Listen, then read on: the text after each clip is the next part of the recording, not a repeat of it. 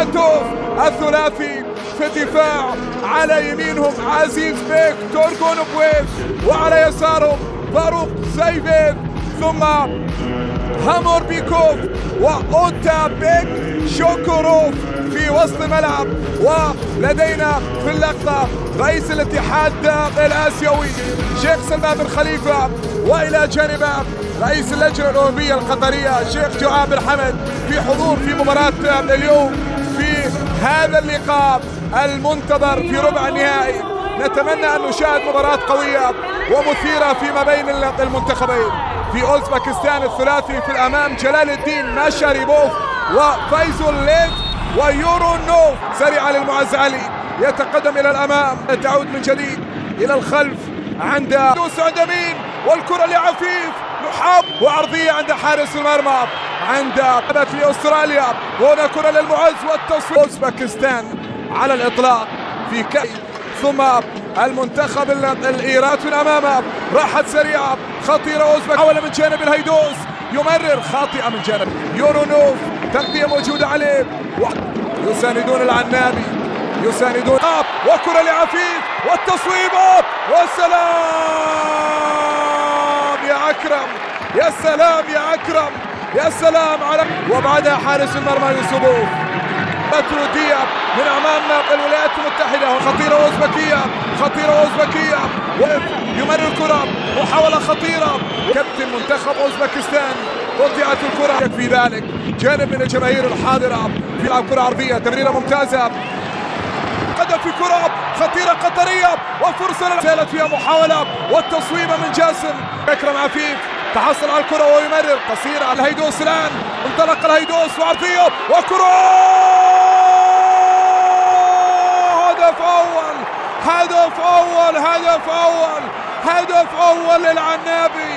الهيدوس سجل أولا، الهيدوس تقدم لقطر، تقدم لقطر، كرة جميلة ترعب وإلى الأمام، والمهدي علي الآن والعرضية حاضرة خطيرة. أوزبك حاولت لأكرم تحصل عليها ويمرر خطيرة والتصويبة والكرة إلى خارج أرضية ملعب، خطيرة وصعبة وفرصة أوزبكية. يوسفوف مرة يوسفوف منتخب القطري بالهدف الأول، محاولة أوزبكية وفرصة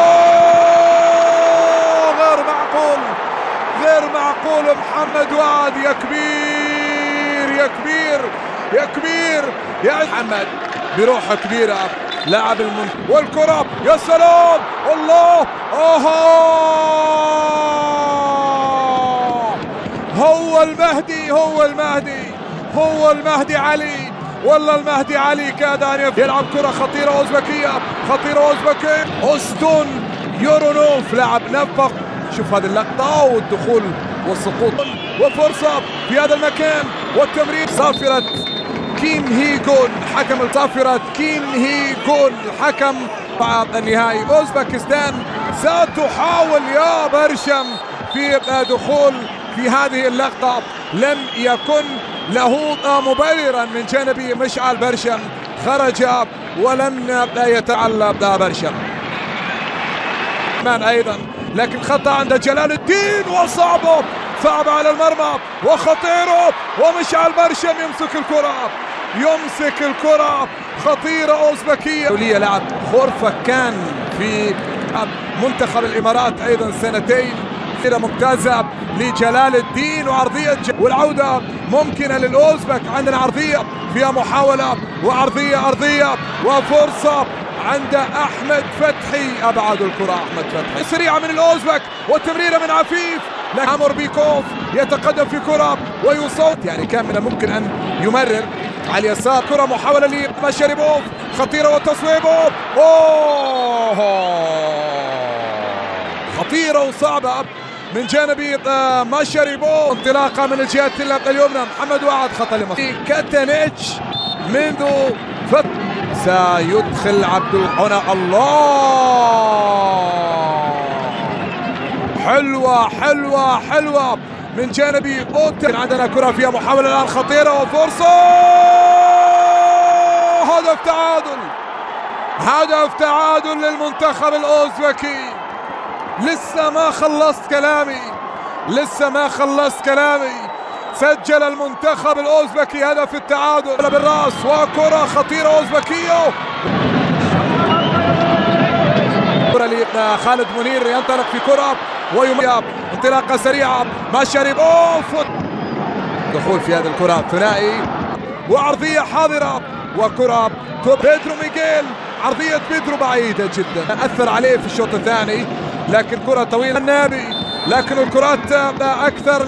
لدينا تغييرات قادمة في تشكيلة الطرف عربي واحد، وقابلها المنتخب القطري وتوي طبعا في مقابلة أوزبكستان. المنتخب أكرم عفيف لعب كرة جميلة والتصويب قبل الأوزبكي عند اللاعب الشاب البديل، يلعب كرة عرضية قصيرة للمعارض.